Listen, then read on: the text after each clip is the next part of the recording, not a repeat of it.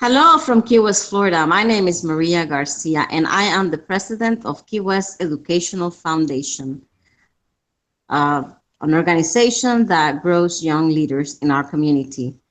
You can visit our website at www.keywestef.org, or you can follow us on Facebook. Today, we will be talking about the topic of resiliency and why it is important to acquire this soft skill and to teach them to our young generation as well. For this topic, we have invited Michael H. Ballard. And it's not every day that you meet an entrepreneur who decided to start a business while he is in the midst of fighting a very serious illness.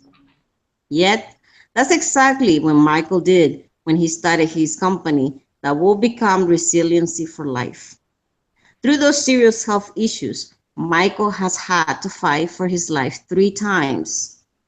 Michael's upbeat message is about taking responsibility for wherever we are in our life. Michael specializes in resiliency. His practice includes his work as a consultant, facilitator, workshop leader, and writer. Over 19 years of experience working with clients from Bermuda to Singapore in North America. His programs and those of his associates assist individuals, families, teams, and organizations build resiliency skills for greater levels of durability and success. Michael, welcome. Well, thank you very much. It's great to be here. How are you? I am wonderful. We're in the middle of a heat wave here in Canada, in Toronto, but enjoying the sunshine. Very nice, very nice. Michael, Thanks. with no further ado, I would like to dive into the topic of resiliency. Perfect. Thank you. It's a very, very interesting topic, and I think it's very important that we learn this skill. And who can be better to teach us about resilience than you? Why, thanks. Well, Michael, why is so important what is resilient to begin with? Well, sure. To go back in time, centuries ago, resilience or resiliency is from the ancient Greek language meaning plastic, malleable, flexible, bounce back, can be stretched out and pushed and comes back into shape. So that's a starting place. But given my chronic health issues and acute health issues, I rather think that resiliency is about increasing the quality of our everyday and big stuff experiences, and that can often help us change the quality of our outcomes. So a little wordy and wordier than the original, but resiliency is a mindset, a belief systems, a values, and it's a skill set. It's important in this day and age of confusion and turmoil. I agree. And what do you think is important to learn these skills in our professional lives and also in our personal life? Oh, well, I'll start with the personal lives first. The research from North American universities would tell you that resiliency has a big impact on our chronically ill. So they talk about a savings of 20% or to 30% and 20% less issues if you practice resiliency if you have a chronic illness. And I can speak from experience having got 2 chronic illnesses. They make a significant difference. I've gone years at a time and had no chronic illness issues despite having the chronic illness because they help you manage your body instead of have it manage you. So not a cure, but a great management tool at a personal level. It has a big difference on our graduation rates and happiness with education, with student education and engagement, with grades. So it's really important there. So our health system, our education system, our communities. It's good at building families and keeping our families safer and engaged with each other.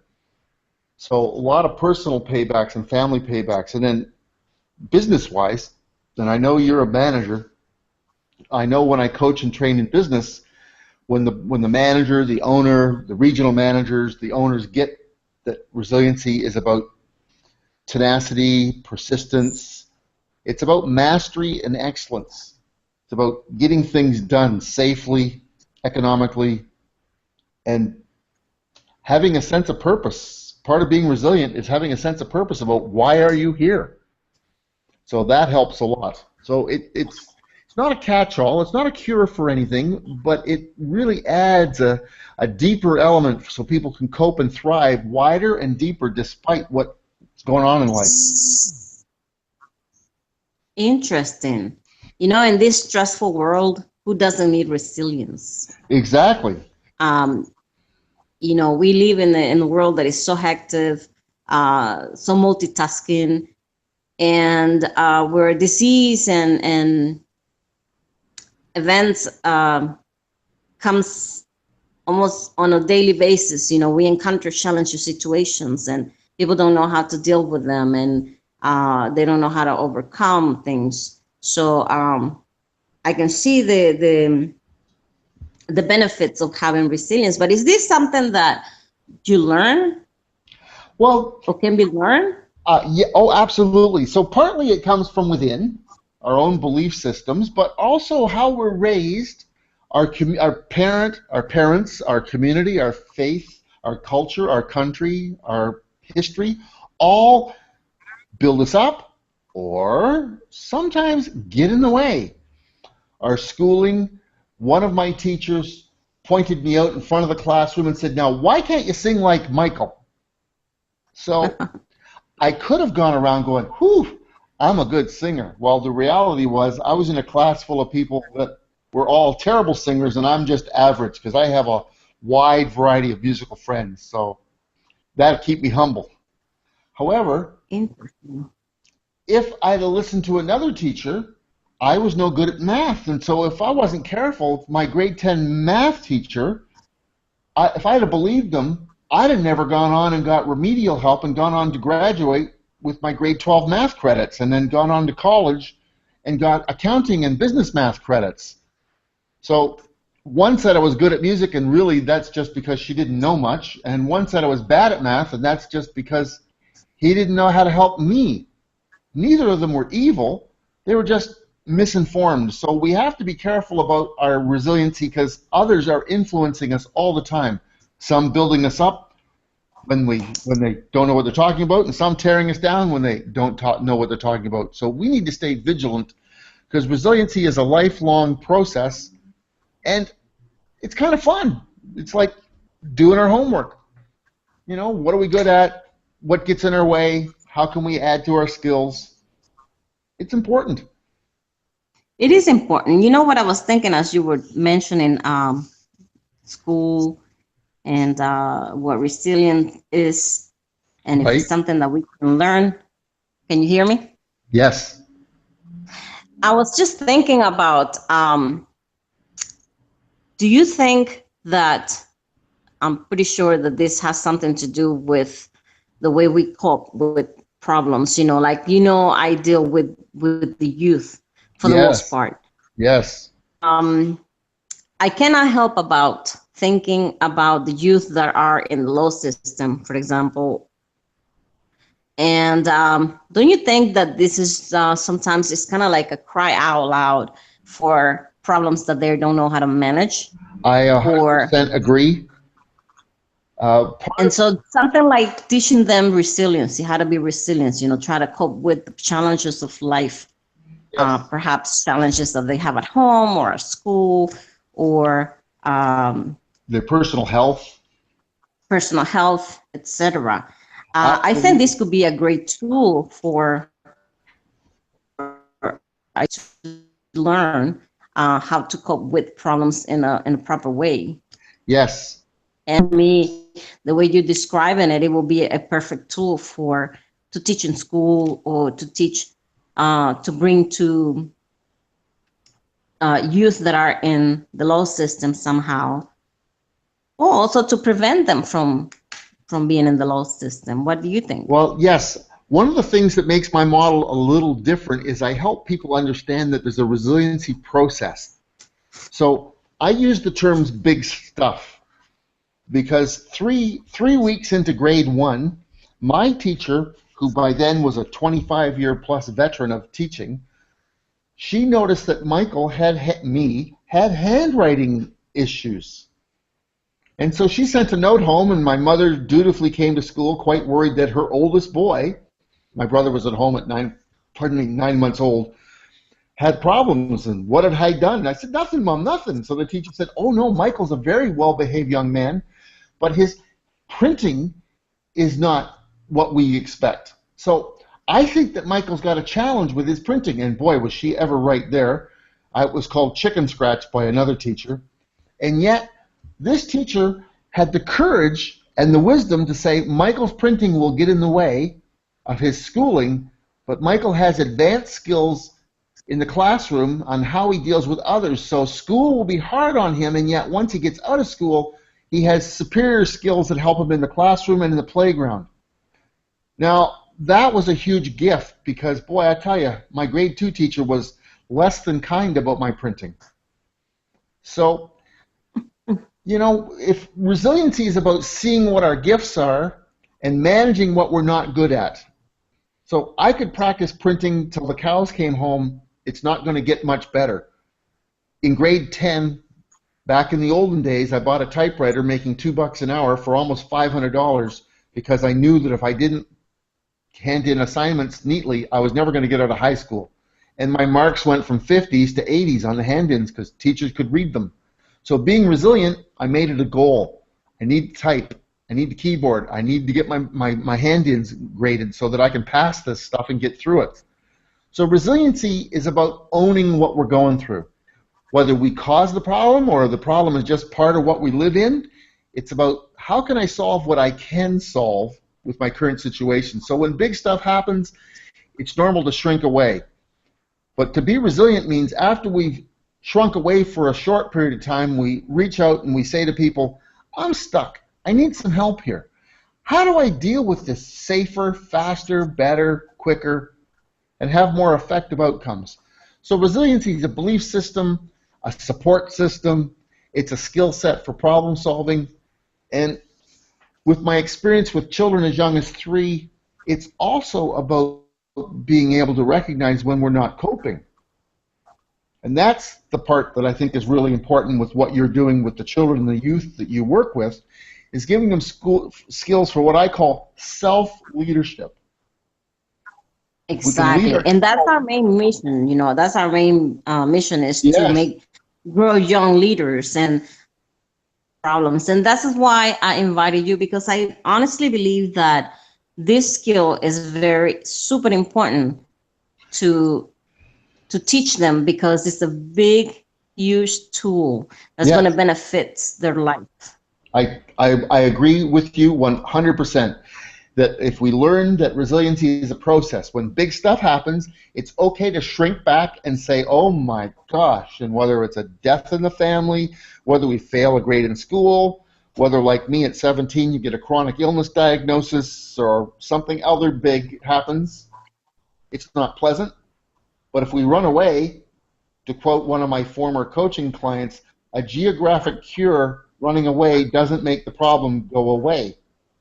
So sit back, examine the issue, what is it, and then lean into it and say, okay, I need a team to deal with this. Who can help me? How can they help me? How much of this can I do myself? What are the resources I need to deal with this? And sometimes, I remember a 5-year-old, the school system was going to kick him out because of his behavior. Well, he was having behavior issues because he witnessed some terrible, terrible violence. We're victimizing him twice, once with the violence and once by kicking him out. So we helped him understand his situation in 5-year-old terms. He was feeling frenzied and flickered and frozen, and we helped him feel floppy and flow and achieve fright and fun every day so that he had a sense of control through some skills we teach. And we work with all ages with that. But by helping him understand what he was experiencing with his frozen, flickered, and frenzied mental, physical, emotional state, he realized that, oh, it's not nice, but after you've seen what I've seen, it's normal to have reactions. So helping people help themselves is a big piece about what I do, and that's what you do. And our model is about helping people understand that shrinking, feeling frozen, flickered, and frenzied is normal, but with some skills and understanding the process, it's not nice, but with skills we can lean into our issues and have more flow and be more engaged and ask for help. So we had a young Beautiful. You know, it's the ability. is the ability to bounce back after being knocked down, I guess, and respond Yes. positively and Yes. proactive. Yes. Agreed. That's the key, and that's one of the keys that make life a lot easier for most of us. I mean, we're not just talking young adults, but we're also No. talking children. We're also talking adult people. And how this benefits in the workforce, Michael? Oh, better teamwork. I got to work with some IT professionals for an organization for 8 years, and eventually all 1,000+ of them took the course. And then eventually from there, a big company whose corporate colors are blue hired me, and we did a video for 10,000 staff. And it's about engagement. So if I'm engaged and you're my manager, or if I'm your manager and we're engaged, when we talk, we actually listen to one another. We make sure that we've heard one another and we follow up with one another. So there's active listening and engagement taking place so that things happen in a timely fashion. And so they talked about one company hired me, and they were having a 27% absentee rate in one department after a violent piece of violence in that department. And in less than 12 weeks, we had them back to lower than pre-event attendance levels because we engaged them and we got them, that we listened to them and we heard them and we talked about skills to calm them and help them feel engaged, and we engaged with them and their spouses and their youth and adult children. We did programming to bring them all together. So for the workplace, in a perfect world, or when things are going smooth, it's about giving them some more skills to stay more engaged longer. So I work with salespeople who were feeling burnt out because for those of us over 40, in the old days, there was phones, letters, and fax machines to deal with people and connect with them.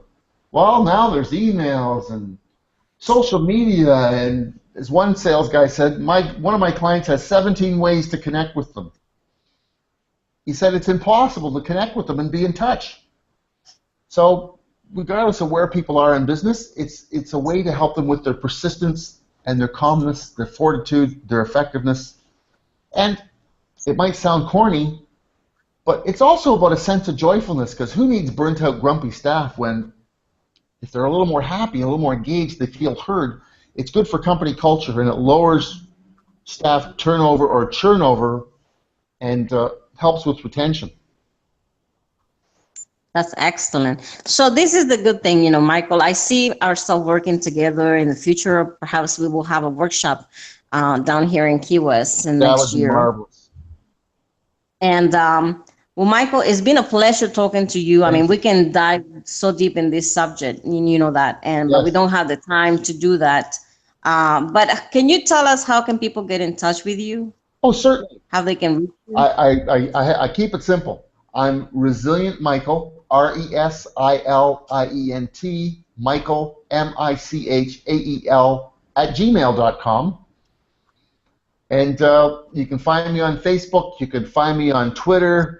You can find me on LinkedIn. On LinkedIn, I'm MH Ballard, but you can also find my corporate page there, Resiliency for Life. And always enjoy talking to business professionals, healthcare educators, community developers like yourself, NGOs, and to discuss how we can help. Wonderful. Well, it's just, like I said, this is a conversation that we have so much to talk about. It's endlessly, and it's very important because it's kind of like a foundation, on how to have a healthy life on a professional and on a personal level. Yes. How to overcome just about anything, how to learn how to overcome and bounce back, and it's a great skill. It helps to pursue more in the future. Like I said, we will have some workshops in the future. Sure. And it's a good opportunity to teach the young generation how to deal. I think that cope with challenges, it will be less violence in the world. Yes. And it helps people move from their heart to their head and their heart, so that they have a more balanced approach. Totally agree. Well, Michael, I know that we have passed our time already, and I thank you so much for this for this time to talk about resiliency, which is a great topic. Thank you. Hopefully we will follow the conversation some other time. Okay. And we will be posting this on our website. Everyone gets a chance to listen to this topic, and we'll build more on this subject later on. Okay, thank you very much. Michael, thank you so much for being with us. You're welcome, and thank you, and enjoy your evening.